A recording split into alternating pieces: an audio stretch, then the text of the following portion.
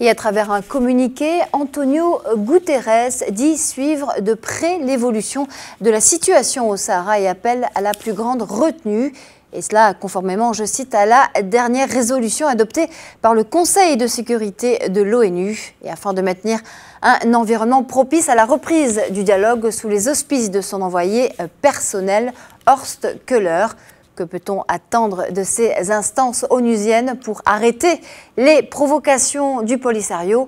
La réponse de Charles Saint-Pro, président de l'Observatoire des études géopolitiques de Paris. Il est au micro de nos confrères de Radio Méditerranée Internationale. Ils doivent assumer leurs responsabilités. Le secrétaire général des Nations Unies, Antonio Guterres, a mis en garde contre toute action susceptible de modifier le statu quo. Il est incontestable que cette déclaration n'est pas suffisante. Elle est à la fois trop molle et trop imprécise. Et je crois qu'il est temps d'être ferme face aux groupes qui veulent déstabiliser la région et faire le jeu du terrorisme. C'est tout l'enjeu de cette affaire.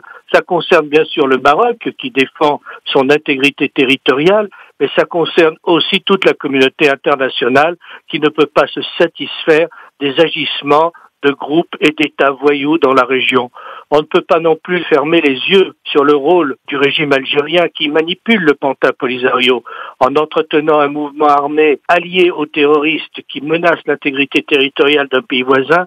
L'Algérie a une attitude extrêmement condamnable et doit faire l'objet d'un avertissement ferme de la communauté internationale.